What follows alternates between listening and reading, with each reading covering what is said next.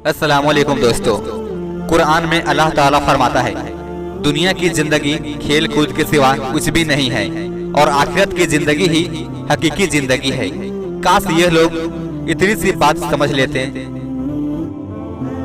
कुरान में अल्लाह ताला फरमाता है, जो लोग बुरी बुरी तदबीरें बुरी चाल करते हैं उनको सख्त अजाब होगा और उनकी सब तदबीरें प्लानिंग नाकाम हो जाएगी।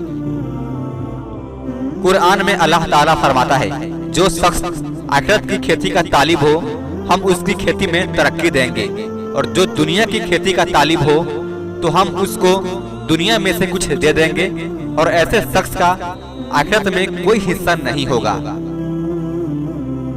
कुरान में अल्लाह ताला फरमाता है, हमने तुमको एक करीब आने वाले अजाब से डरा दिया है, जो उस दिन आएगा जिस दिन आदमी अपने उन अमाल को देख लेगा जो उसने अपने हाथों से किए होंगे और उस दिन काफिर कहेगा, काश मैं मिट्टी हो जाता।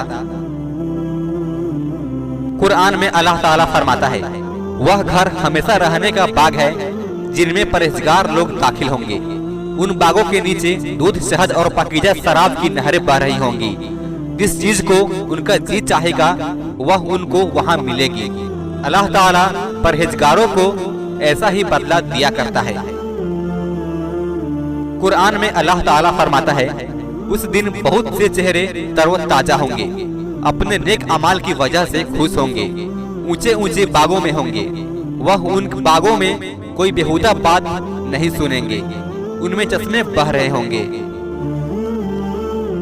कुरान में अल्लाह ताला फरमाता है, जो लोग रसूल अल्लाह सल्लल्लाहु अलैहि वसल्लम के हुक्म के खिलाफ वर्जी करते हैं उनको इससे डरना चाहिए कि कोई आफत उन पर आ पड़े या कोई दर्दनाक अजाब उन पर आ जाए। अल्लाह पाक से दुआ है कि हम लोग को दीन इस्लाम पर चलने की तौफीक अता फरमाए। आमीन।